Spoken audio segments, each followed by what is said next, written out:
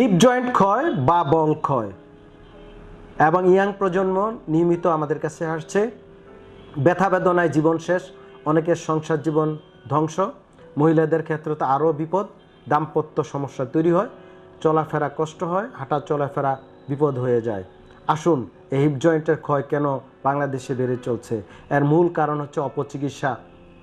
উঠতি বয়সী বাচ্চারা বা ইয়াং প্রজন্ম মোটা হতে চায়, তারা খিদা বাড়াতে চায় এবং অপচিকিৎসা এবং বন্ধু বান্ধবের পাল্লায় পড়ে স্টেরয়েডের মতো মারাত্মক ওষুধ খাচ্ছে বিভিন্ন অপচিকিৎসক এবং বিভিন্ন দোকানদাররা বিভিন্ন হার্বাল বা কবিরাজি ওষুধের নামে এই সকল ওষুধ খাওয়াচ্ছে, যার কারণে তাদের হিপ জয়েন্টের মতো ইম্পর্টেন্ট ওয়েট বিয়ারিং জোড়া নষ্ট হয়ে যাচ্ছে এবং আমাদের নতুন প্রজন্ম, উঠতি বয়স আমাদের কর্ণধার যারা, তারা অকেজো হয়ে যাচ্ছে।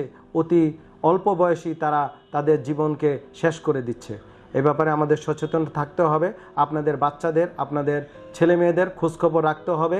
উল্টো পাল্টা বিভিন্ন ঔষধ, যেটা ডাক্তারের প্রেসক্রিপশন নাই এবং ভালো কোনো কোম্পানির ওষুধ না, সেই জাতীয় ওষুধ, হার্বাল বা ওষুধের নামে হার্বাল বা হার্বালের নামে ওষুধ বা বিভিন্ন অপচিকিৎসা, এগুলা থেকে আমাদের সতর্ক থাকতে হবে। বাচ্চারা কোথায় যাচ্ছে, কী খাচ্ছে, এটা কিন্তু আমাদের খেয়াল রাখতে হবে।